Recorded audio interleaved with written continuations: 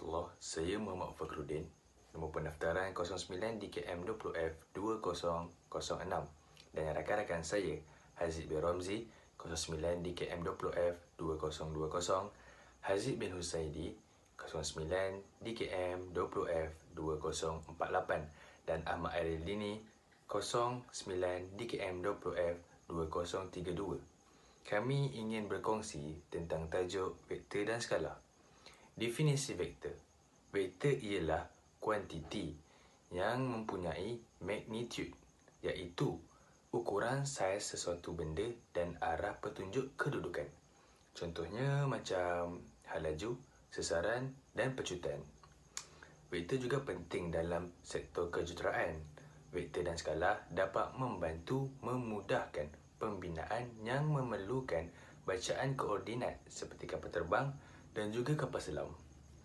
Navigator adalah alat elektronik yang digunakan untuk menunjukkan arah bagi sesuatu tempat yang kita mahu pergi.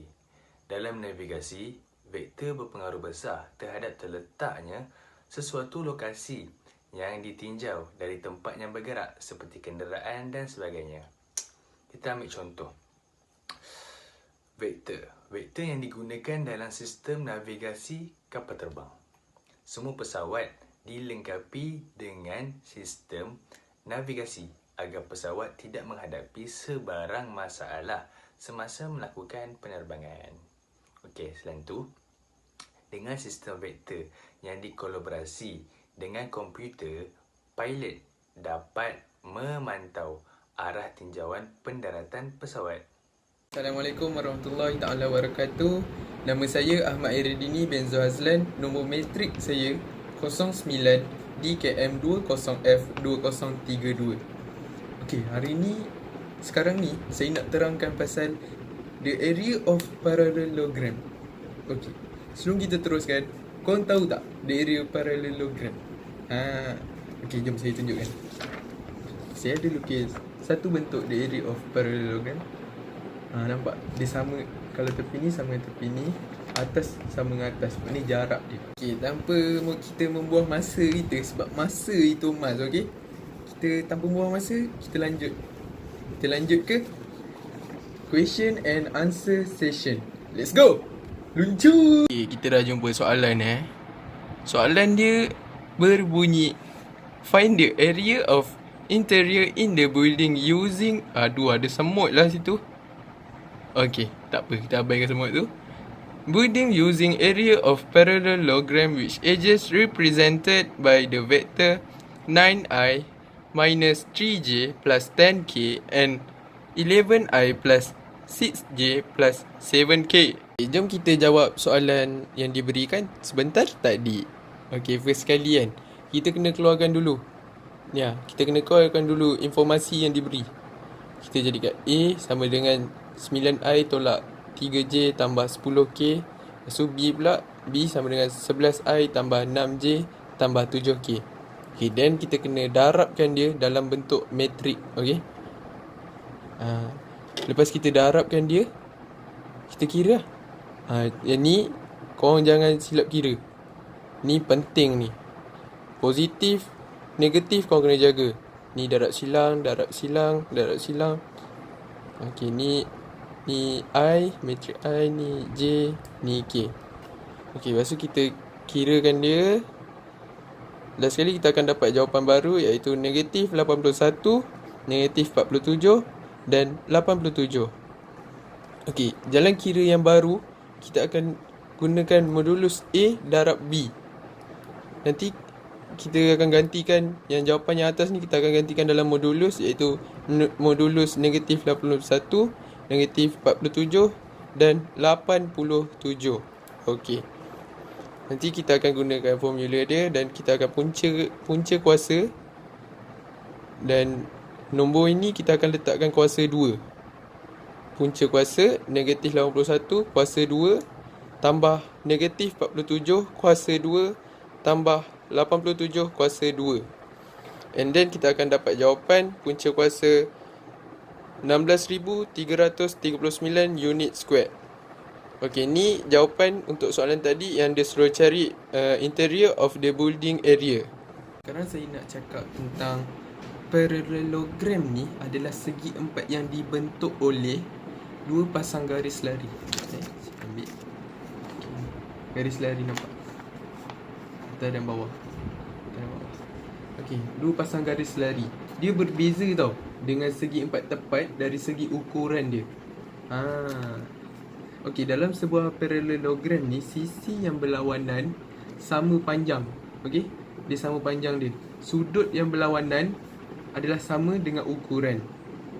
Kalau kita tengok dekat segi empat tepat, semuanya sudut adalah 90 darjah. Assalamualaikum warahmatullahi wabarakatuh. Saya Muhammad Aziz Aikal bin Husaidi dari kelas DKM 1A. Nombor pendaftaran 09 DKM 20F2048. Baik. Dekat sini ada soalan serta jawapan lah, contoh. Okey, kat sini saya akan terangkan. Okey.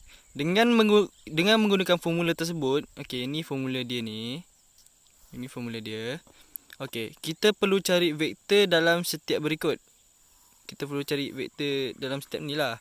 Macam kita perlu pemudahkan dia. Yang kita nak cari okey. Yang kita nak cari adalah I, J dan K. Tapi kita perlu pemudahkan dia dengan menggunakan formula dia ni. A X B. Okey, sini macam mana kita nak cari jawapan? Kan kita perlu gunakan formula ni kan? Okey, kita baca dulu. Kan kita dah baca tadi, A sama dengan negatif 2I tambah 2J tolak 5K. B sama dengan negatif 3I positif 7, positif. Baik, macam mana kita nak cari soalan ni? Kita bukan nak cari soalan ni, kita nak cari jawapan. Gitu. Okey, macam mana kita nak cari jawapan ni menggunakan formula di atas. Okey. Kita perlu tuliskan formula ni. Lepas tu kita buat kurungan besar. Kita baris atas kan. Kita letak I, J, K iaitu huruf ni lah. Dekat soalan mesti ada punya. Kan? Ni. Huruf ni kita letak atas. Dekat sebaris huruf ni, kan I sama dengan I kan atas ni kan. Kita masukkan dekat sini. I ni apa? Sebelah dia. Negatif 2, I ni negatif 3. Kita masukkan kat bawah ni. I, negatif 2, negatif 3, J, 2, 1, K, negatif 5, negatif 5. Betul? Okey, kemudian kita perlu pemudahkan dia macam, saya tak tahu nak terangkan macam mana. Saya cubalah bagi fahaman saya lah. Kita tulis sama dengan I. Kita tulis kurungan besar. Kita bentukkan kurungan besar lah ni. Kita perlu cari apa yang di luar daripada I. Kita kena cari JK lah. Sebab dalam kurungan kan. Kita perlu keluarkan apa yang ada dalam A. Kita masukkan yang di luar I ni. A pula I. Okey. Contoh macam ni lah. I dalam kurungan 2, 1. Yang ni J. Lepas tu ni K. 5, negatif 5 dengan negatif 5. Kemudian kita buat seperti berikut ni. Macam ni. J ni kita ambil yang ada dekat luar J je. Macam kita ambil I, kita ambil K. Betul. Sama dengan atas kan. Negatif 2, negatif 3, negatif 2, negatif 3. Negatif 5, negatif 5. Yang kat bawah dia pun negatif 5, negatif 5. Sama juga dengan sebelah. Okey, terusnya kita perlu darab silang. Bukan darab silang lah. Kita kan nak cek jawapan atas ni kan. Kita perlu darab. Tapi kita menggunakan darab silang. Okey, seperti di bawah berikut ni. Seperti kat sini. I, kurungan besar, kurungan kecil, 2 darab negatif 5, kurungan, tutup kurungan, tolak, buka kurungan, negatif 5, darab 1 kurungan besar. Jawapannya apa? Jawapannya kita dapat, okey, maaf. Okey, dah clear. Jawapannya kita dapat kat sini lah. Ni untuk I. Yang ni untuk J. Yang ni untuk K. Tertampai. kalau nak lagi bagus kira ni kan. Kalau saya tak kerti nak congak-congak, saya guna kalkulator. Ni kalkulator kat motor lah. Tapi saya tak guna pun sebab saya dah buat kat rumah tadi. Okey. Kalau kita dah dapat semua ni jawapan ni, kita dah bercheck. Okey, inilah jawapan dia. Assalamualaikum, nama saya Muhammad Haziq bin Ramzi. Nombor pendaftaran saya 09DKM20F2020. Hari ini saya akan menceritakan tentang formula vektor produk. Contoh soalan ialah A samaan A1I tambah A2J tambah A3K. B pula B1I campur B2J tambah B3K. Seterusnya ialah A darab B. Kita kena keluarkan semua nilai I, nilai J dan nilai K. A1, A2, A3, B1, B2, B3.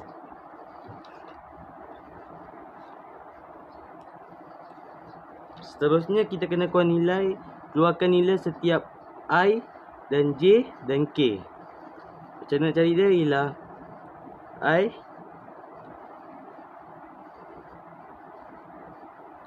so kita kena ambil yang ni. Contohnya A2, A3, B2, B3. Ini adalah nilai I. Dan operasi seterusnya ialah tolak. Seterusnya kita kena keluarkan nilai J. Nilai J ialah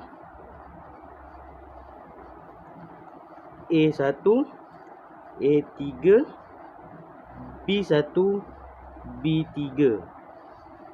Dan operasi seterusnya ialah tambah. Seterusnya kita kena cari nilai K.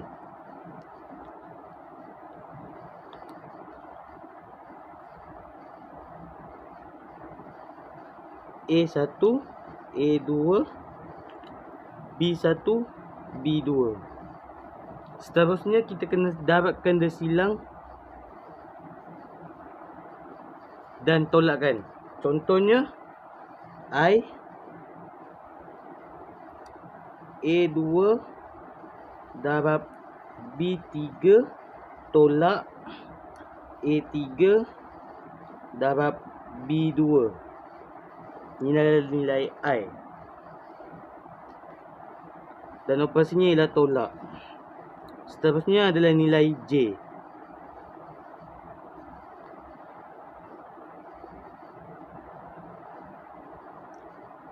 A1 darab B3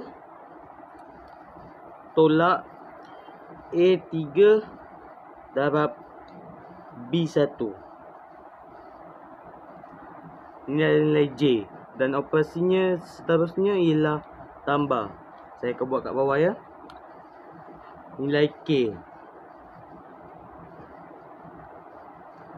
A1 darab B2 tolak A2 darab B1. Okey. Kalau nak dapatkan jawapannya, anda kena selesaikan semua penyelesaian dalam kurungan ni. Okey. Jadi kesimpulannya kat sini, vektor didefinisikan secara lengkap apabila kita mengetahui bukan sahaja nilainya, tetapi juga arah vektor itu beroperasi. Vektor juga dapat difahamkan sebagai bilangan yang mempunyai nilai magnitude dan memiliki arah. Skala pula adalah yang mempunyai nilai magnitude sahaja dan sebagainya. Misalnya macam kelajuan, isi padu, suhu dan masa. Vektor dan skala dapat memudahkan pekerjaan jurutera dalam membina pelbagai alat yang memerlukan bacaan magnitude. Selain itu, vektor dan skala juga digunakan dalam kehidupan seharian kita. Sebagai contoh, vektor dan skala digunakan dengan meluas dalam penggunaan GPS bagi memudahkan pergerakan manusia. Okey, itu sahaja daripada kumpulan kami. Sekian, terima kasih.